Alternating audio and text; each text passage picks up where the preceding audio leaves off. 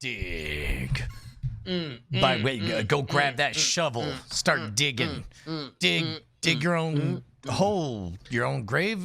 Dig your own way to grave. Gold. No, that sounds dark. We don't. Dig your own gold. Dig Is your that own picking gold. your nose? That's Huh? picking your nose, right? When Wait. you're digging for gold. Oh, yes. I thought you had just busted me picking my own nose. No, I was a little bit worried. If you're like, I'm Yeah. digging for gold. Digging for gold. Yeah. Okay. Digging for gold, are you? Whoa, hoy. Sounds like a Captain Morgan thing. Oh yeah, that rascal. Hey, that rascally captain. What is? Can I tell you? And this is gonna sound dumb, but I want to tell you my happiest moment of today, and it's dumb. Sure. It's a dumb moment. No. We all gotta celebrate little victories these days. It's the little things, right? Okay. Yeah. So, happiest moment of my day was getting into the hammock that we set up on property. On property from Bespoke Post, wrapping over the mosquito-proof net, whatever. Nice clutch, right? I mean, keep in mind, it's 97 degrees outside, but at least it's overcast and there's the slightest breeze. And I know I don't have long. Huge. Like, I know I'm going to have to rush back in and we're going to have to do this. And not that we don't love doing this. We do this for a reason. But it's like I know I have 20 minutes, so I tell, Siri, set an alarm and all that stuff. And for 20 minutes, I feel that breeze, and it just ever so slightly starts to trickle rain on me. Yeah. Oh, that's a beautiful moment. Well, and you don't know whether or not it's going to become a problem or not. You have no idea which way it's going, but in that moment, you just get a little bit of rain. It's 96 degrees. And you're in a hammock, and at least the bugs can't get you. And it's not a long moment. It was maybe 7 minutes, but it was fucking glorious. I mean, is that too poetic? No. Is that too weird for me to get into? I mean, it's a little artsy fartsy, but like you're just telling your friends. You're not writing a goddamn essay about it and asking your entire, graduate studies class to read it. So I think it's fine for the medium in which we're sharing it now. And I will echo you. Today on my morning run, I had this moment where I felt like some water. Very rarely rains in Oakland, in the Bay Area in general. Even though all of San Francisco is made of human fog, or yeah, but that's whatever. not rain, right? Yeah, it doesn't maybe like a mist or something like that, but very rarely like downpour. At least the way I understand rain. Sure. From Florida in tropical climates like Texas, it rains. Yeah. It rains in the South. You don't really get a lot of that, and so I was running and I was under trees, so I felt like moisture, but I thought maybe it was coming off the trees because it had rained over the weekend. And then it was like just kind of drizzling. And I was in this moment because lately I've been running without my phone. I'll just have my watch and then connects that to the earbuds. And then I go. And I had this moment where I could just take out my earbuds. If it starts raining hard, I can just take out my earbuds, put them in the case, put that in my pocket, and I'm just going to keep going. And now I'll just be running in the rain. And oh, what fun it would be to do exactly that. And it just wound up being more of, just a little kind of sprinkle. And then that was it. But there is, I don't know, man. I think we're just in an artsy fartsy mood. There's definitely, there's only so much that we can all stare at our own kind of prison walls in our apartments and houses and the lives that are on such tight circuits, compared to when things were a little bit more opened up, and you can't just kind of marvel at the artistry of the crack in the wall, right? Did we talk about on this stream, or was it just over the phone, like that magical, maybe like a top 3 celestial moment that I had? Like I mean, top one is the total solar eclipse, and then like below that, it's hard to tell. But did we talk about taking the kids out on a walk and all that? Did we talk? I don't remember. Okay, I mean, so it's again, it's hot. It's like 92 degrees, Yeah. but the sun is down or whatever. But there's heat lightning on the horizon. Like picture Gotcha. Star Trek. You know, like picture somebody hit the lowest key on a piano. Boom. Yeah, and then yeah. and then there's heat lightning all over the place, right? Picture that it also happens to be like the moon is rising, but it's barely a sliver, just the thinnest thread of crescent on there. It's also approaching the height of the Perseids, so there's all kinds of meteorites coming in, and then on top of that, there's that comet, and so we take the kids out, and it's like it's all around us, and it might have been. Nothing could beat the total solar eclipse, but god damn if that didn't get close. Like it might have been the number 2 celestial event of my life. It was amazing. Dude, that sounds epic. That's it. I mean, that is the thing that does suck around here, where there is so much fog, and between that and the light pollution of living in a city, like you really can't even hope to look, for any of that kind of stuff. Like it just, even the solar eclipse, like, I tried to go look for it, but the cloud cover was so thick that you couldn't even see, even though we weren't in any kind of Sure. like area where it was going to be a big thing. You get something of a creepy event, like birds are freaking out or whatever. Like they could tell, but you can't. No, it was nothing.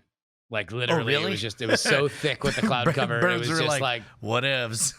I was like, yeah, it was, nothing was odd or weird. There More was like no Call of Duty, change. am I right? Like it was literally, I just went back downstairs and I was like, I guess it's done.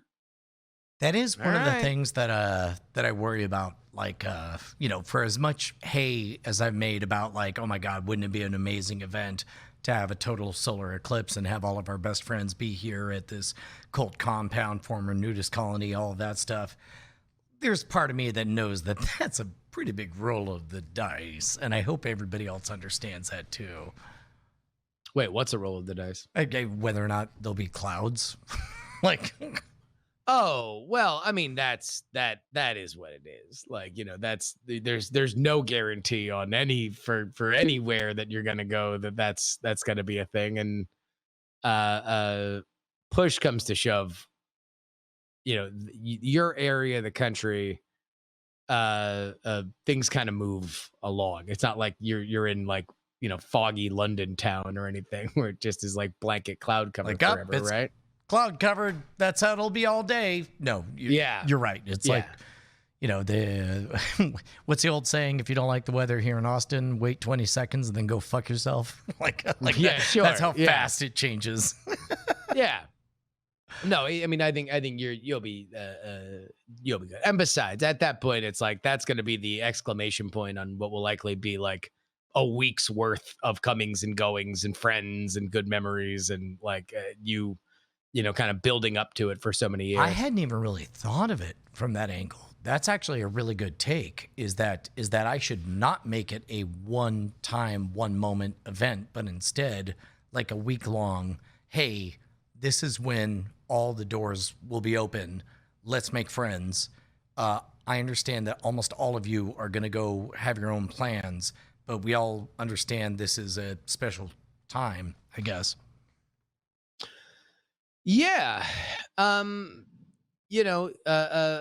think what you get out of that moment will be what you put in for all the years leading up to it.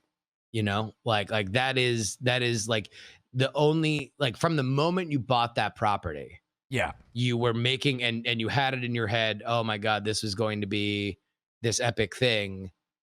At baseline, it was going to be a pretty epic family picnic, right? Like that's like the baseline. What is really kind of the biggest thing is what you do professionally and Well, what really that facility is by the time that happens. maybe I'm face to face with, like, it's one thing to point and aim and say that's what I want to do, but year one, like year one, there was a global pandemic that kind of Yeah. messed stuff up. And so now I suppose the reality of, like, oh wait, I can't cause this perfect moment that I'm imagining to happen. I have to just aim for it and hope that people are along for the ride. But also you are doing it, right? Like when the global pandemic happened, no, you weren't able to have a fun weekend where you brought a bunch of people out and some of the people that kicked in money, we had a party for 30, 40 people. Like eventually you're going to be able to do that, but you weren't able to do that on the schedule that you wanted to. But guess what? We expanded Night Attack to be a much larger footprint, to have a much larger thing where we now have a relationship with the audience that we didn't have before, in terms of being in their lives on a regular moment. And beyond that, there's just, the buildup of that relationship that's going to pay off at a certain point, especially when you've already called your shot and said, hey, this is when this happens. I think that a lot of it will just naturally occur. You're naturally going to get the, like, oh, well, if we're going to have all these people here, then we should really have a live stream thing. And we should make sure that we have a big thing so everybody who's not there can be with us in this moment. It's going to be a celebration that's more than just, hey, the baseline being an amazing moment where friends and family gather. Now that family will ever continue to extend by virtue of what you've built.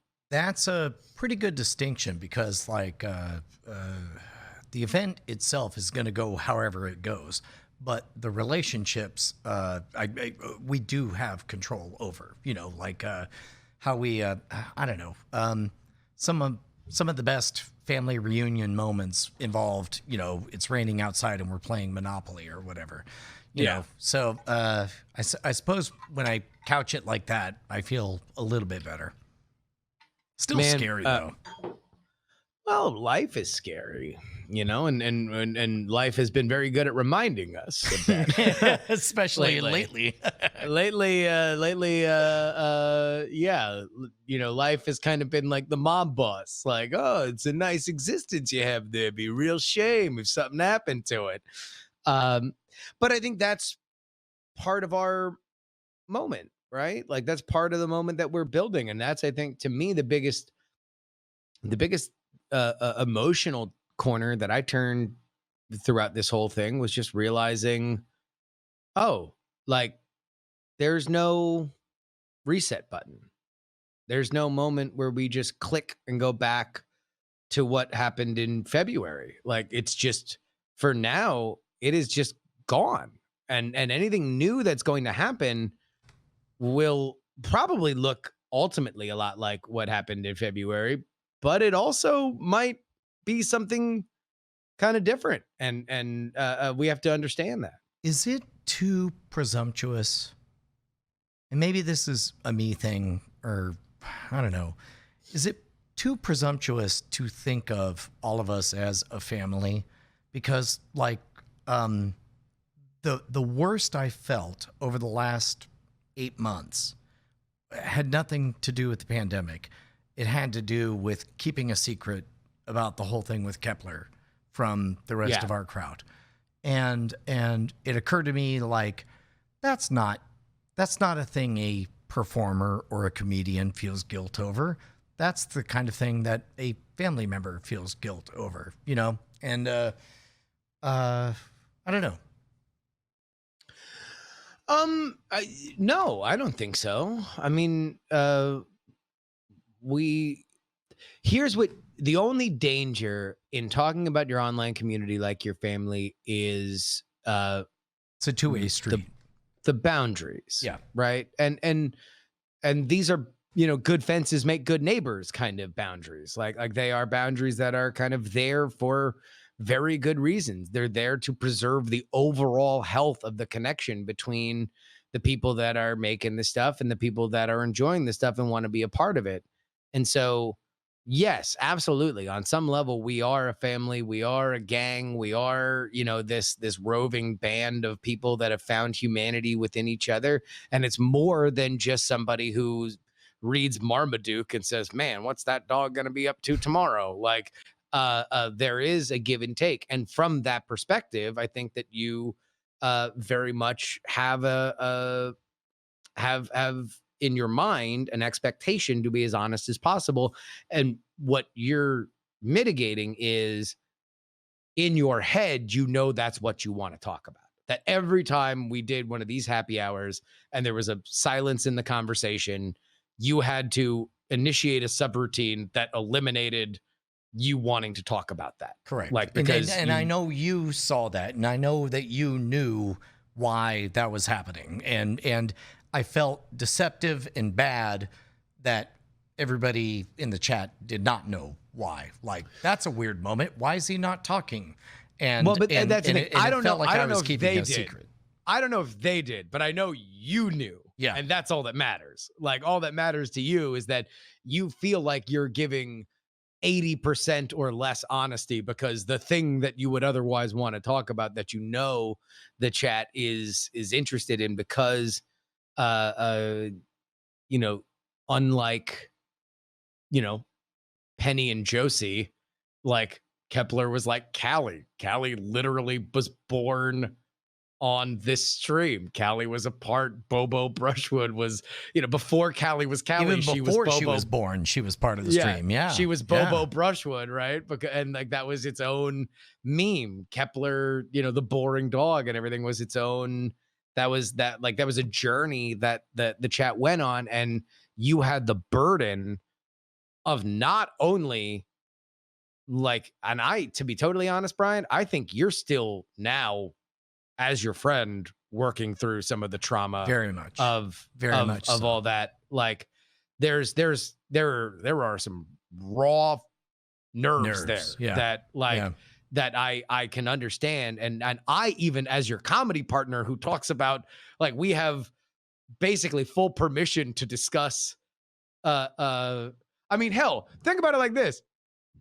We've done deep dives on your marriage that have had more kind of like a leeway and probing, that was like not even a blink. Whereas, like, obviously all this of it. Kepler thing, Jovial, hilarious, cackles for all, or whatever. Yeah. I mean, hell, we did a deep dive on your personal family finances, where you, like, opened the kimono on the finances of the Brushwood family, like, literally the things that you don't talk about, like, because you want to preserve, relationships. You're like, let's go and talk about all that. And in a way that I know you are still super screwed up about Kepler. And that was something where not only did you have to balance that personal trauma, but you had the burden of now knowing how a story ended that the chat was going to have to hear at some point. But you're like, when do I put in the mail the final disastrous chapter of what is otherwise a heartwarming story that connects with people on such a level? And I suppose that's feeding into where we are now, because we're in the middle of excitement about the next chapter, because you never stop. For me, the story is, you never stop loving, you never stop trying. I've had dogs get run over by trucks. I've had dogs that I've had to rehome. I've had dogs now that I've had to put down, and but the the next chapter is always, and then there's another dog, Yeah. and now I'm just so I suppose what I'm feeling is fear, like I'm trying to play this as safe and as smart as I can, and both for my kids and also for the story that I want to tell everyone else. I mean, the family that is, I don't know, we're 2 or 3 weeks away from getting the new pup, and and I want us all to be joyful when that happens, and I want us all to be invested when that happens, and I guess all of it boils down to, I'm feeling a little bit scared, but I suppose that's natural too, you know? We don't get to choose where our chapters begin and end in life, right? And I think because we're pattern recognizing creatures, we want there to be big finales. It's why in our stories we seek neat endings, or we seek endings that defy it specifically Or because teach a we want lesson, to. or that Yeah. happened because of blank or whatever. And obviously that's not how life works. Life isn't that cut and dry. So at the end of the day, we have to deal with what we have. We have to deal with the situation that was handed to us. And for you, It, not it only was are you it was a rough hand. no, but also there's no moment where you get the clarity of, and that was the Kepler lesson. Like, right? Like you don't get that. Yeah. What you do is move on. Like you said, there's a reason why you could always long for the moment that you now understand everything about this process, and that brings you closer to being a better person or understanding how you feel about it. But you can't expect that. And more than that, you can't allow that moment to linger any longer than it has to for your kids. Yeah. Right? Yes. And on top of that, I don't think it's a surprise to you to know this about me is I'm just not built to compartmentalize that kind of stuff. Like there's no me getting a dog and 2 years from now getting around to telling you guys that I got a puppy. Like it's all in on the shares, which means which I'm very proud of. I mean, it makes me feel like, I don't know, our clubhouse is truly something special, but it also makes me scared Well, every time we get ready to go on another adventure. and look, you share not necessarily, I think in situations like this, and well, here, let me ask you. I would guess, knowing you, that sometimes you share stuff like this, not necessarily even because you think it's going to feel good. In fact, you might be, confused about it, but more just because that's what we do. That's what I do. And that will be better. It will be better that I am not burdening myself with a secret. It will be better that I don't feel like I'm holding anything back. So whether or not the initial returns are anything or whatever they are. You don't know. You have no idea what it is, but you're not going to go in there and be like, boy, feel a lot better about it. Eventually you might, because that's what's always happened. And that's why we live the life we live. Yeah, I think, and you and I have spoken about this, but the phrase that always pops into my mind is, I don't want the world to have anything on me. It's like, Yeah. it's like if somebody wants to pull out the list of accusations, I want to be able to respond to every single one of them with, yeah, we know. That's episode 238. That was 12 years ago. We talked about that, But Yeah. having said all that, I am super excited about getting a puppy. We're puppy proofing the house. She's gonna have blue eyes. We're arguing about the kids. I'm slowly winning the family over on the name Gertrude because we can call her True or Trudy or Gertie or Gert or any number of variations on that. We'll see how it goes. My goodness, it's hard to decide to love preemptively decide to love. Well, and not know how it's going to turn out, And part of that is the lesson of the last of Kepler, right? Like, that's something where the rubber's going to meet the road very soon.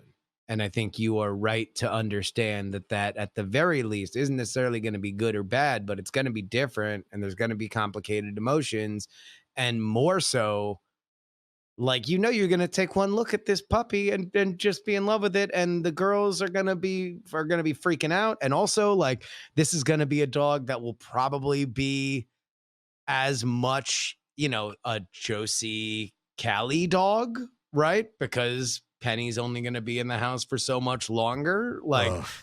there's so many elements to it that, like, you know, you understand that this is going to be special. And you understand that, like, at a certain point, that means you're going to have to you will emotionally be, you know, progress through some of the really complicated Kepler trauma that you have.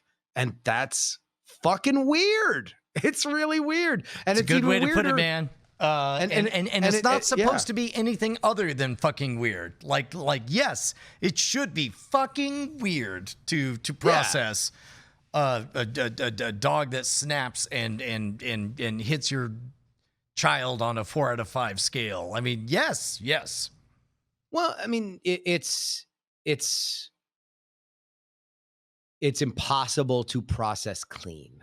I think that's the biggest thing, is that all of it, even if that happened, the Kepler stuff happened in a vacuum, and then you're like, oops, well, it turns out we moved to outer space where dogs don't exist. Like, you would still be processing that. The fact that now there's going to be another puppy in the house, that means you're going to have to process a lot of this stuff, that anything that wasn't processed before, it's going to come up now. It's going to come up now when you're running through all this stuff in your head again.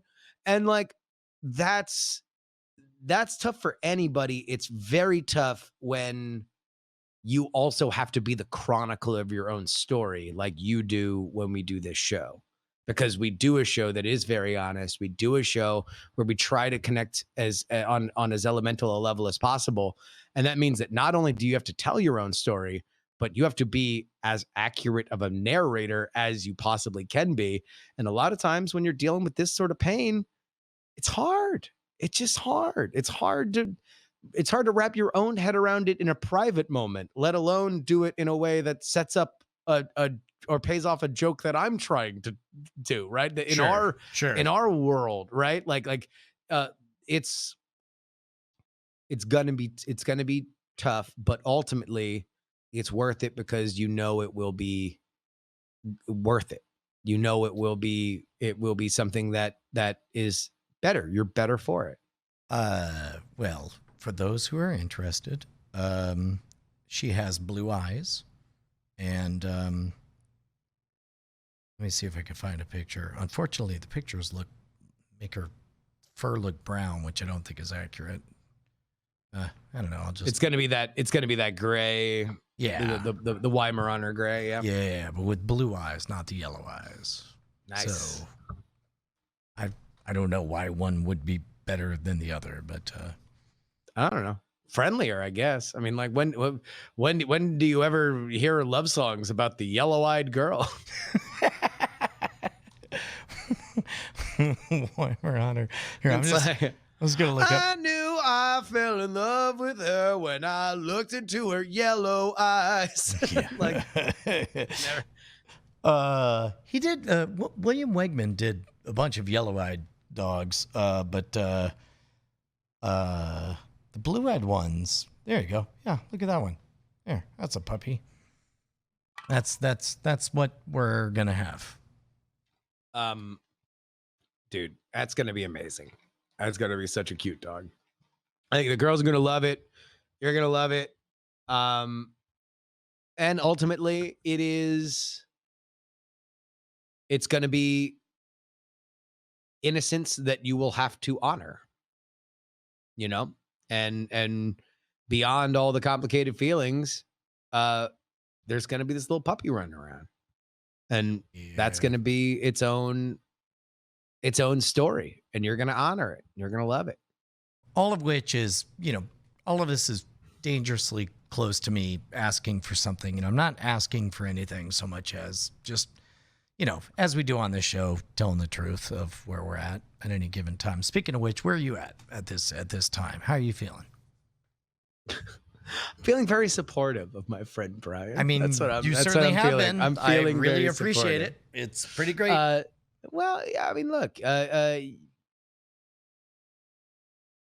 when it comes to happy hour is probably the closest thing that comes to Brian and I just being on a phone call together. Yeah. Like, We finally did it. We created Diamond Club. exactly, right? We have a personal phone call where we speak honestly to each other.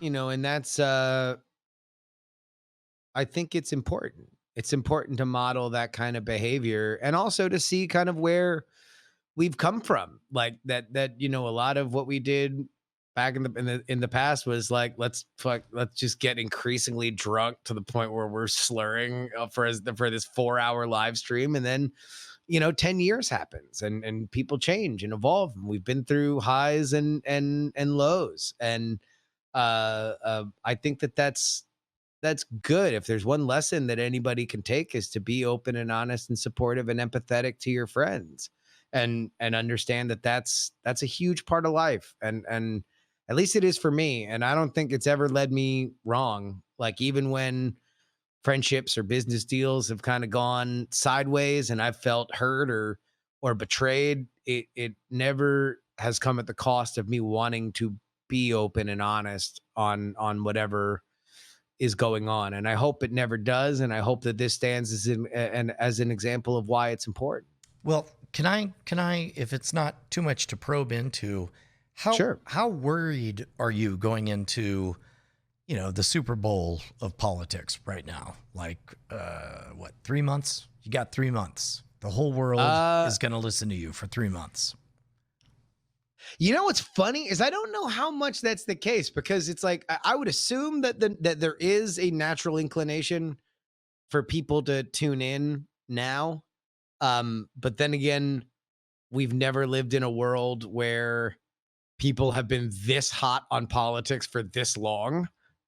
So I don't know if everybody that did want to listen to a politics podcast or a politics live stream is already listening to one. Either would really surprise me. In terms of where I'm at, I've never been more confident. Never been more confident Do you want to do a bunch of guest appearances or you just want to drive in your lane or? In terms of guest appearances, here's something I'll actually ask you this. I don't know how that works. Like, I really honestly don't know how I would get on shows that aren't run by my friends. Like, I don't know. I feel very uncomfortable about cold emailing. I've never been a great networker. I am kind of consistently afraid that while I feel comfortable with my content and I feel comfortable with the content, I feel proud of the content that I'm putting out specifically now. I am kind of forever in fear of the fact that I don't make great first impressions. And sometimes people who listen to me are immediately kind of turned off for one reason or another. And so I have tremendous fear that I will send a cold email to people and they will just be like, oh well, that person's terrible, that's bad. Do you want to know what I just sent as a cold email? Let me see if I can get this loaded. Hold on. Confirm whether it's me. Yes, it's me. Enter a code because why not? There we go. Friend of a friend says you should reach out to Pluto TV because you have a lot of content on Monologue. And I ended up writing, hold on. There we go. I write to somebody whose name happens to be Brian. Hi, Brian. Fellow BB here, Brian Brushwood. I created TV shows for Nat Geo and the Science Channel and did Scam School, 2 million subs for Discovery Digital. Most recently started an independent series called The Modern Rogue, Link. We're up to hundreds of hours of programming, and another person suggested that I reach out to you to see if we might be a fit for something with Pluto TV. From the beginning, we've shot everything intending for it to be on TV, so we've got licenses for everything, even the designs on our T-shirts. And it's hundreds of episodes of punchy Mythbusters-like content. Would you be interested in a call? I'm at blank number, text anytime. Also, here's other stuff I've done. Like, you could do that, right? By the way, they have not responded. Yeah. So maybe that's not the best example. Well, I mean, I'm bad at it, and I'm bad at motivating myself to do it. And here's how that thought process normally goes. I should reach out. Like, I'll talk to Heaton, and Heaton's much better at this in terms of like, Heaton is, it's like, you know what you have to do? You have to go on other people's shows. And so I just emailed a bunch of people and I got on all their shows and it was great.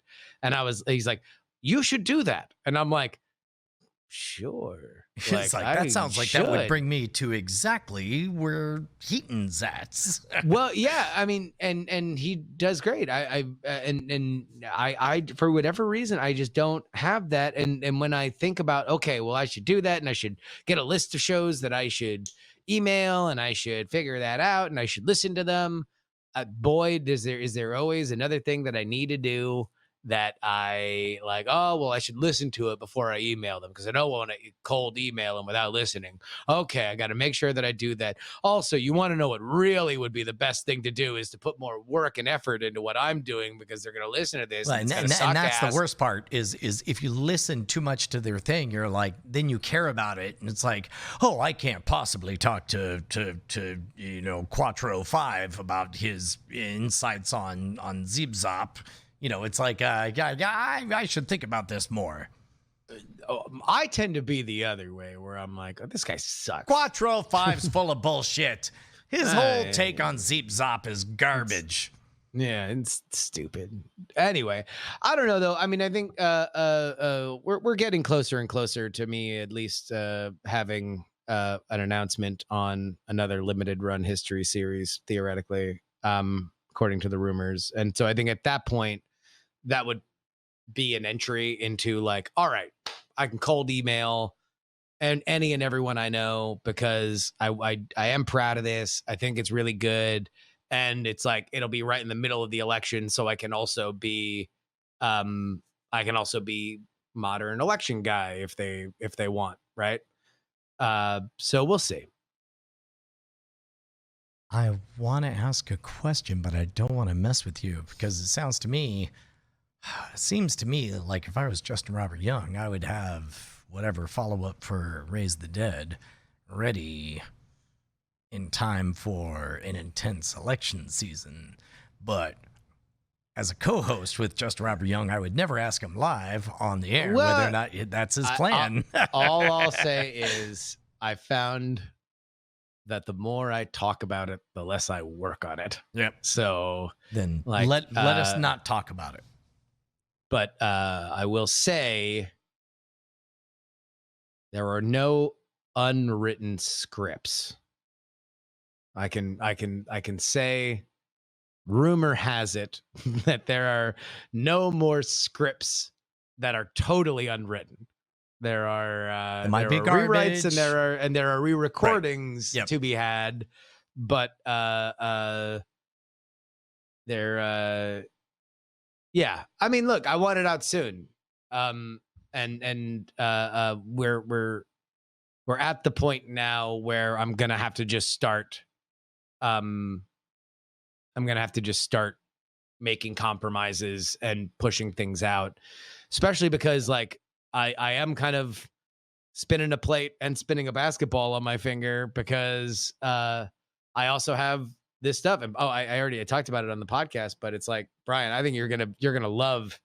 I built a whole new set for the live stream, and it's the Smoky publicly revealed, or no one's seen it. It hasn't been on, but I did say today that I built a new set and for all the convention coverage because Brian. Oh, wait, created a set that's the cigar-filled back room. Smoky back room. Yeah. The smoky back room.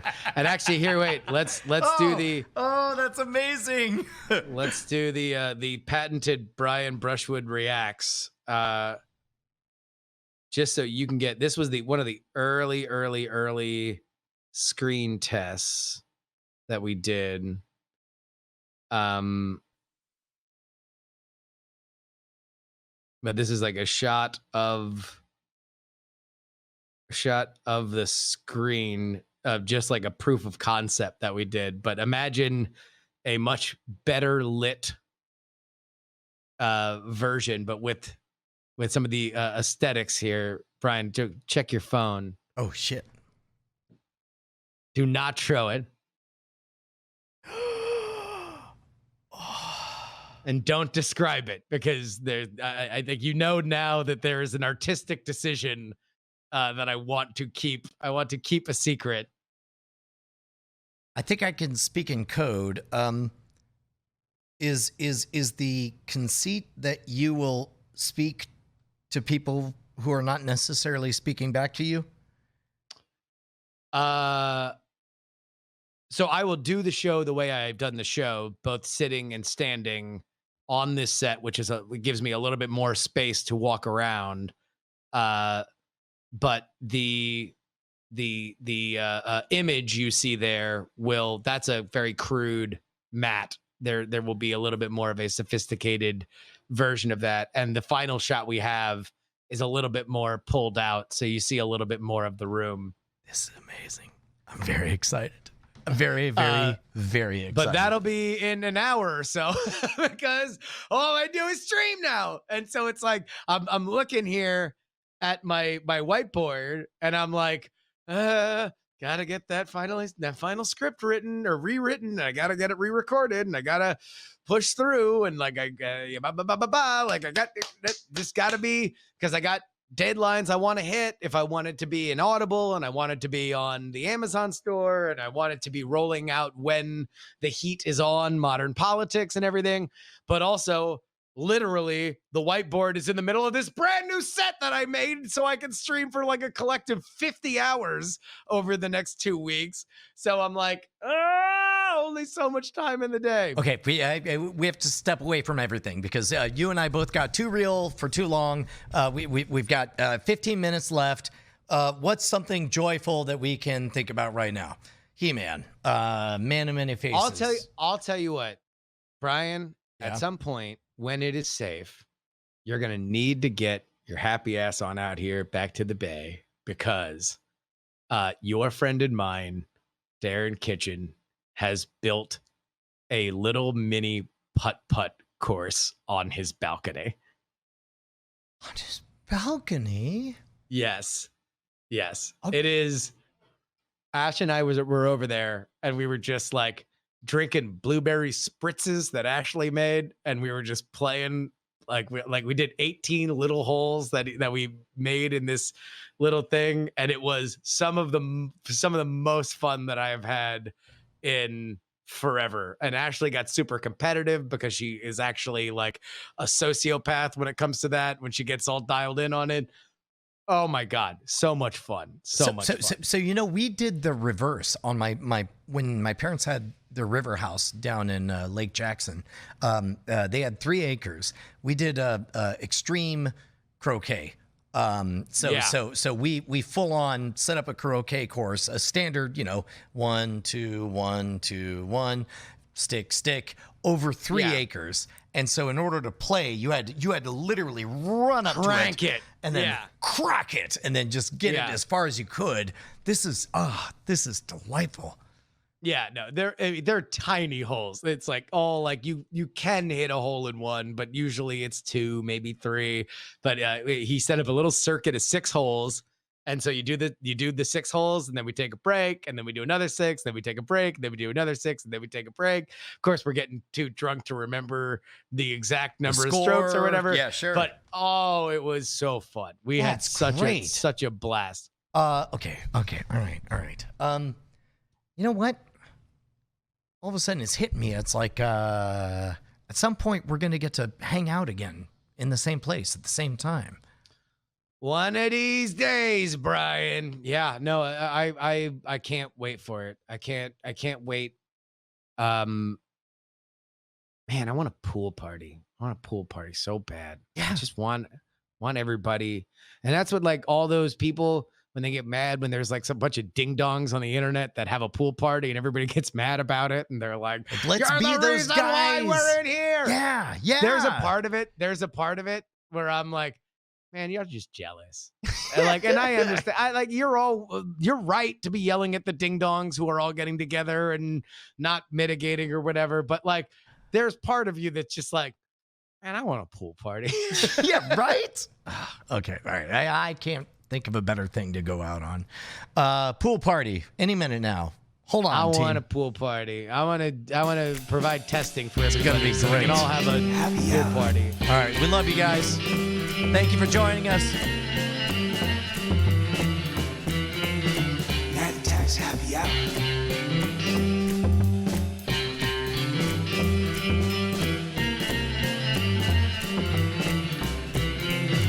Night Attacks Happy Hour.